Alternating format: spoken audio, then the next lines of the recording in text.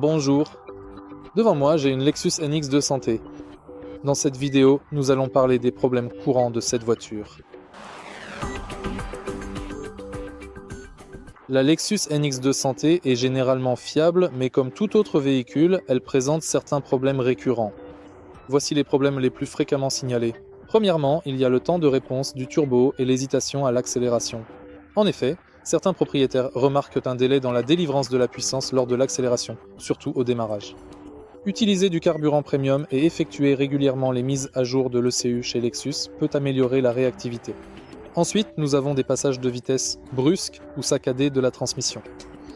Le problème vient de la boîte automatique à 6 rapports qui peut sembler saccadée ou lente à rétrograder dans certains cas. Là encore, des mises à jour logicielles chez Lexus, en concession, ou l'adoption de certaines habitudes de conduite peuvent aider à rendre les passages de vitesse plus fluides. Ensuite, il y a des problèmes avec le système d'infodivertissement et la commande Remote Touch. L'interface Remote Touch n'est pas conviviale et peut être source de distraction pendant la conduite. Certains utilisateurs signalent des gels ou des lenteurs de l'écran. Là encore, une mise à jour logicielle peut aider. Ensuite, nous avons une décharge prématurée de la batterie. Certains propriétaires signalent que la batterie se décharge plus rapidement que prévu, surtout par temps froid. Assurez-vous que toutes les lumières intérieures et les appareils électroniques sont éteints lorsque le véhicule est stationné. Envisagez de remplacer la batterie par un modèle de haute qualité. Ensuite, des freins bruyants ou grinçants. Certains conducteurs entendent des grincements ou des bruits de frottement provenant des freins, même lorsque les plaquettes sont encore en bon état. Un nettoyage et une lubrification réguliers des freins peuvent aider. Si le bruit persiste, envisagez de passer à des plaquettes de freins de meilleure qualité.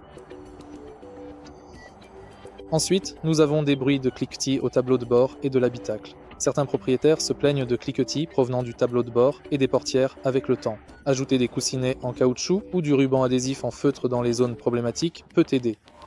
Les concessionnaires peuvent réparer les cas graves sous garantie. Ensuite, nous avons des bruits ou une usure de la suspension. Certains signalent des bruits de claquement provenant de la suspension avant lors du passage sur des bosses. Une usure prématurée des jambes de force avant ou des bras de suspension est possible, surtout dans les régions où les routes sont en mauvais état. Est-ce toujours un bon achat? Oui, le NX 200T est généralement fiable et la plupart de ses problèmes sont mineurs ou évitables. Un entretien régulier et des mises à jour logicielles permettront de le faire fonctionner sans problème. Si vous achetez d'occasion, vérifiez les carnets d'entretien et faites un essai routier pour repérer tout retard de transmission ou bruit de suspension. Si vous trouvez cette vidéo utile, merci de laisser un like, un commentaire et de vous abonner.